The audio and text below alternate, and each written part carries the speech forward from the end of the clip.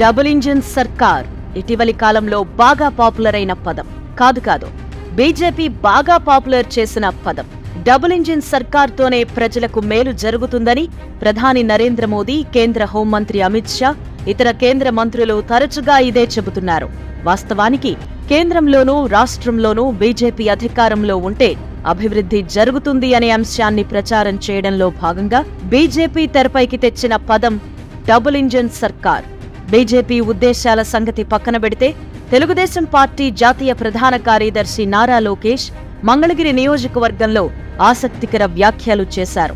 Guntur parliament పరిధిలో double engine సర్కారు వస్తే అద్భుత కోఆర్డినేషన్తో అభివృద్ధికి ఆస్కారం ఉంటుంది అని తెలిపారు. డబుల్ ఇంజిన్ అనేది మధ్యన పాపులర్ బాగా అయింది. సో గుంటూరు పార్లమెంట్లో కూడా డబుల్ ఇంజిన్ ఉంది. అన్నగారు ఎంపీగా, నేను శాసనసభ్యుడిగా మంచి కోఆర్డినేటెడ్ ఎఫర్ట్గా మనకి, ఎందుకంటే ఎక్కువ డెవలప్మెంట్ అయ్యేదానికి అవకాశం ఉంది. మనకి ఎన్హెచ్ ఉన్నాయి, ఇంటర్నల్ కనెక్టివిటీ ఒక మాస్టర్ ప్లాన్ వేసి చేస్తే చాలా పనులు చేయగలుగుతాం. నేను ఎప్పుడో సింగపూర్ని చూసి ఒక అడ్మిరేషన్ వచ్చిన వ్యక్తి. వాళ్ళ బ్లాక్ డెవలప్మెంట్ చాలా అద్భుతంగా చేస్తారు. అంటే ఒక బ్లాక్ తీసుకుని ఆ బ్లాక్లో ప్రైమరీ హెల్త్ కేర్ సెంటర్ ఉండాలి, పార్క్ ఉండాలి అనేది బ్లాక్ డెవలప్మెంట్. ఆ కాన్సెప్ట్ మొత్తం మంగళగిరి నియోజకవర్గంలో అమలు చేయాలనేది నా లక్ష్యం.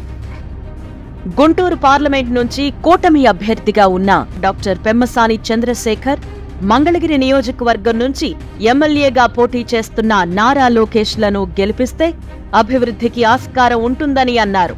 మంగళగిరిలో జరిగిన ఓ కార్యక్రమంలో లోకేష్ ఈ ప్రస్తావన తెచ్చి ఆసక్తిని రేపారు. అన్నగారు డాక్టర్ పెమ్మసాని చంద్రశేఖర్ ఎంపీగా, నేను మంగళగిరి శాసనసభ్యుడిగా ఎన్నికైతే గుంటూరు పార్లమెంట్ అభివృద్ధిలో అగ్రస్థానంలో ఉంటుంది అని నారా లోకేష్ అన్నారు.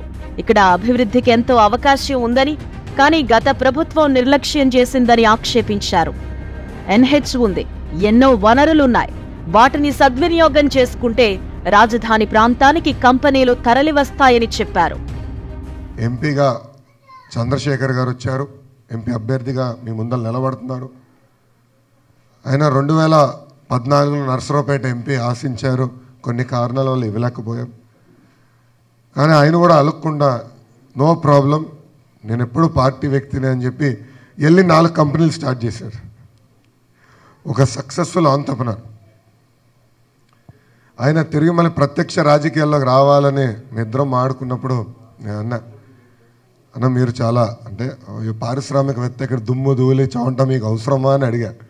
ఇండైరెక్ట్ ఎలక్షన్స్ వెళ్ళండి, నేను కూడా బాధితుండే దాంట్లో, ఇండైరెక్ట్ బెటర్ ఏమో అంటే లేదు, డైరెక్ట్ ఎలక్షన్స్కే వస్తాను, నేను సేవ చేయాలని వచ్చాను, గుంటూరు ప్రజల కోసం నేను సేవ చేస్తాను, అహర్నిశలు వాళ్ళకి అందుబాటులో ఉంటా, కేంద్రం నుంచి రావాల్సిన నిధులు అదేవిధంగా అనేక అభివృద్ధి కార్యక్రమాలు ఏదైతే టేకప్ చేయాలో అన్నీ నేను టేకప్ చేస్తానని చాలా స్పష్టంగా ఆయన చెప్తాం జరిగింది. నేను పెమ్మసాని కలిసి గుంటూరు పార్లమెంటు పరిధిలో ప్రధానంగా మంగళగిరిలో సింగపూర్ మోడల్ అమలు చేయాలి అనే ఆకాంక్షను లోకేష్ వెలిబుచ్చారు. సింగపూర్లో ప్రతి ప్రాంతాన్ని ఒక బ్లాక్గా తీసుకుంటారని, ఆ బ్లాక్లో పార్క్, ఆస్పత్రి, పాఠశాల, డ్రైన్లు, నీటి సదుపాయం ఇలా అన్ని రకాల మౌలిక వసతులు ఉండేలా ప్లాన్ చేస్తారని, అక్కడి మోడల్ నన్నెంతో ఇన్స్పైర్ చేసిందని లోకేష్ వివరించారు. గుంటూరు లోక్సభ ఎంపీగా డాక్టర్ పెమ్మసాని చంద్రశేఖర్ అన్నను, మంగళగిరి ఎమ్మెల్యేగా నన్ను గెలిపిస్తే ఇద్దరం కలిసి డబుల్ ఇంజన్ల అభివృద్ధిని వేగవంతం చేస్తామని లోకేష్ హామీ ఇచ్చారు. ఒక మెజారిటీ ఎక్కువ ఇచ్చినప్పుడు ఏమవుతుందంటే ఒక నాయకుడికి ఒక గ్రాటిట్యూడ్, కృతజ్ఞత అనేది పెరుగుతుంది. మీరు 5,000 మెజారిటీతో గెలిపించిన దానికి 50,000 మెజారిటీతో గెలిపించిన దానికి నాకు బాధ్యత పెరుగుద్ది వ్యక్తిగా. అరే మనల్ని ఇంతమంది నమ్మారు కాబట్టి నేను కూడా అదే విధంగా కష్టపడి చేయాలనే విధంగా ఆలోచన ఉంటుంది. తాను ప్రతిపక్షంలో ఉన్నప్పటికీ మంగళగిరి ప్రాంతానికి ఐటీ కంపెనీ తెచ్చానని, చేనేతల సంక్షేమం కోసం పలు కార్యక్రమాలకు శ్రీకారం చుట్టానని, అధికారంలోకొస్తే మన ప్రాంతం ఎలా ఉంటుందో ఆలోచించుకోవాలని ప్రజలకు సూచించారు.